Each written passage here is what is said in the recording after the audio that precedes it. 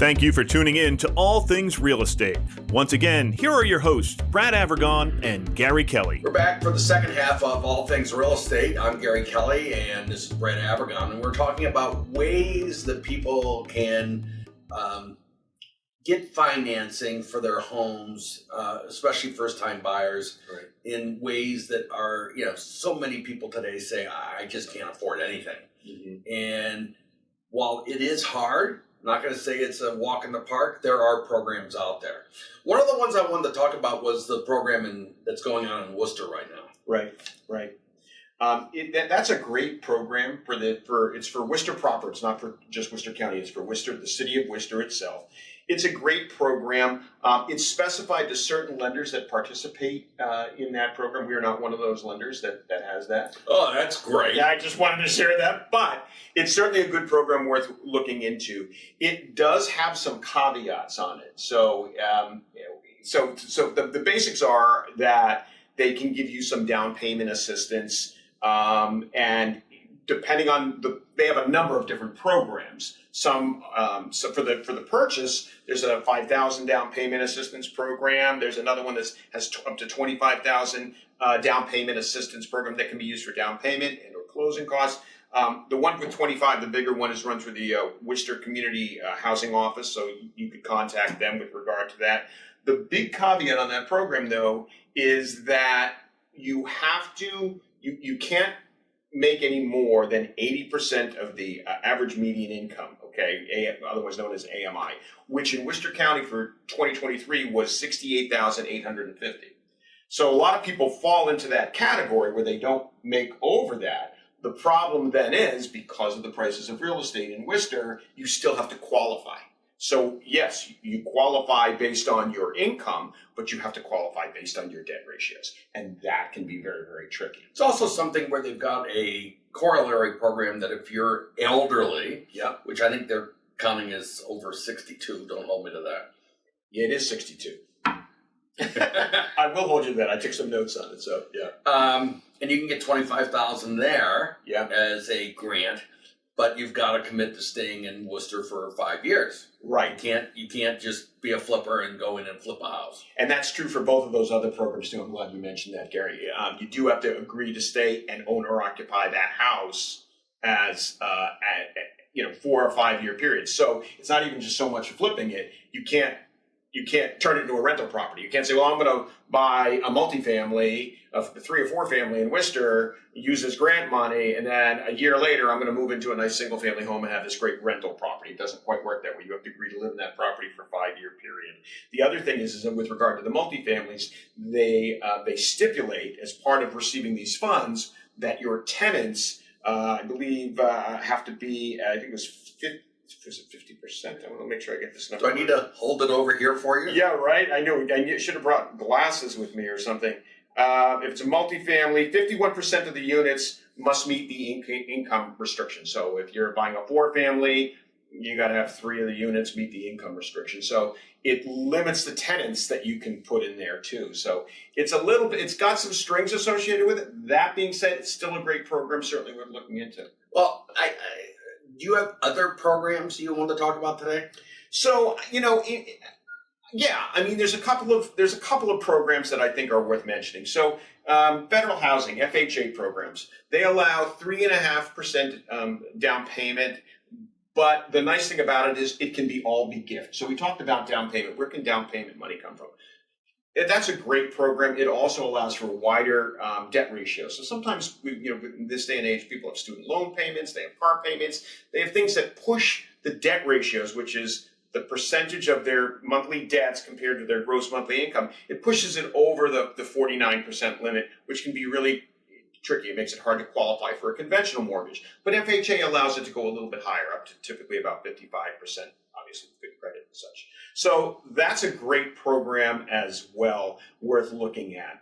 A standard Fannie Mae program can be as little as 3% down. So that's a great program. You can get conventional financings with good credit. And again, we can incorporate gift money in there. The other thing is, we talked a little bit about the HEROES program. And it's a HEROES program. If I want to take advantage of that, are you the only guy at Fairway? Or are there other? There are other fairway officers that have that as Okay. well. So in Massachusetts, you could contact your local fairway lender. But Why would they do that if they have you? I can't think of a good reason, Gary.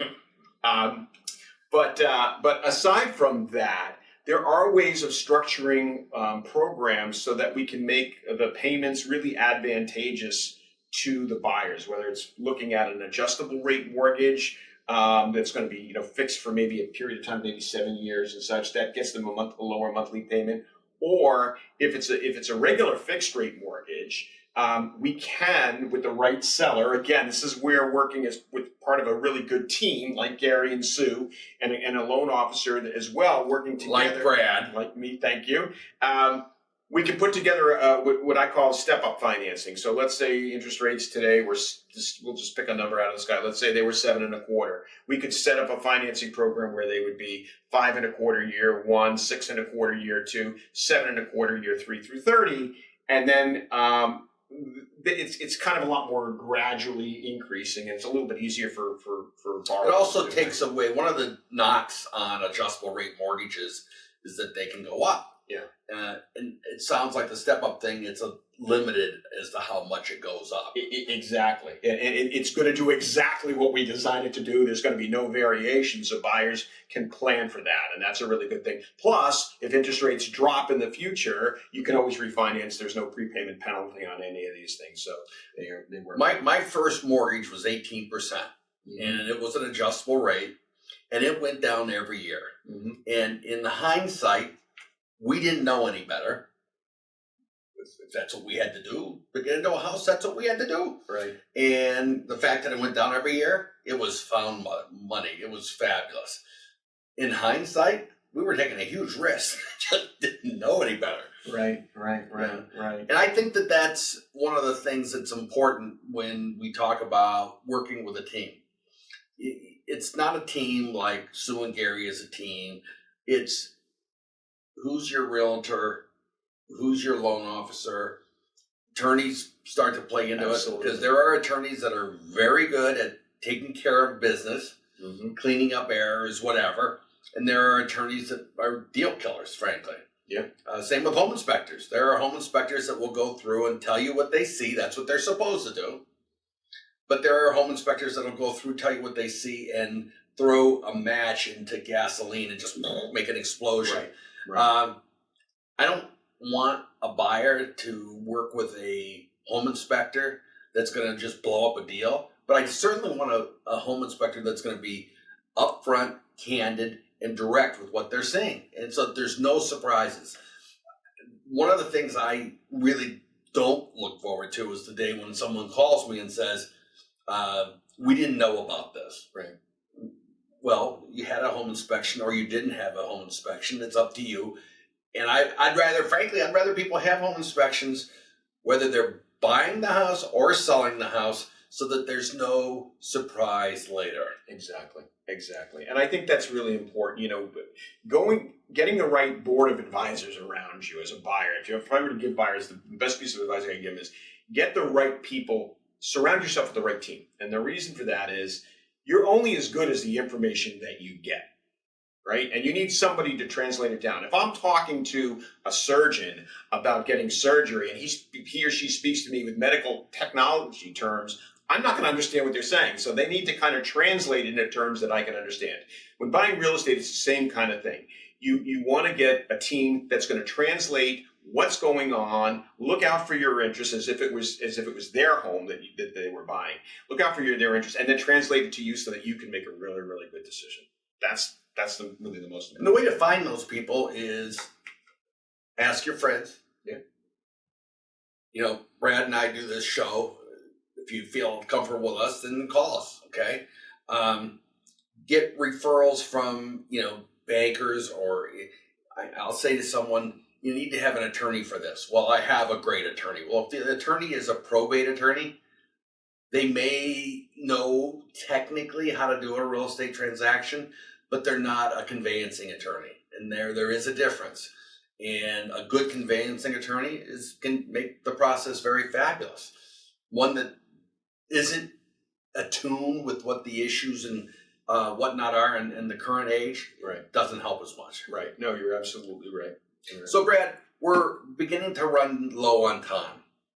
Okay. We've got I have one thing I want to slip in before the show. So good news that came out yesterday is Fannie Mae came out with the new conventional limits, which in Worcester County, you know, it's a little trickier sometimes because they don't go up as high as they want. But the new conventional limit for Worcester County is, let me just pull it up right here. Worcester County, $766,550. What that means is you can finance up to that amount before you cross over into the jumbo mortgage range, which has a different set of jumbo mortgage, different set of rates and programs and things like that. So this is a great news across the board. So that reminds me of the George Carlin jumbo shrimp oxymorons. So, Brad, as we now have a couple of minutes to go, what thoughts do you have for the end of the year and for our viewers? What thoughts do I have for the end of the year? It's not a trick question. It's not a trick question. So I know that 2023 has been very challenging for a lot of folks. And it seems sometimes that the world's a little bit crazy. However, what I would say to you is this: keep the faith. I think that things are getting better. I believe in people and their ability to do good. And I think in the real estate market, I do believe that we'll see some, rates subside a little bit, and we'll keep those programs out there, and there'll be some options for people trying to buy homes in the future. What thoughts do you have, Gary? I echo those thoughts. I would also say that, there's going to be people that are not well established in this business are not going to be able to hang in there. Yeah, I would agree. Okay, it's sad, but if you're dealing with someone who is a part-time loan officer, real estate agent, they may not have the legs to keep going in the coming months. And I'm not trying to diminish those people. I feel badly for them, but at the same time, they got into it because they thought it was quick money, and it's not. It's hard money, hard work to make that. So I just would say to people, there's a value, there's a premium associated with experience. I would agree with that. 100%. Gray hair. Gray hair. Yeah, for anybody who wants, I'll show you pictures of what I looked like when I started in this business over 36 years ago, and I don't look like this. So, Brad, thank you for everything this year. Thank you, Gary. Best of luck to you and to all of our viewers, and we'll continue this craziness in 2024. Happy holidays, everybody. Sounds weird. I know it does sound strange. Happy holidays, everybody, and be well. Once again, thank you for watching All Things Real Estate. If you have any questions, feel free to reach out to Brad or Gary.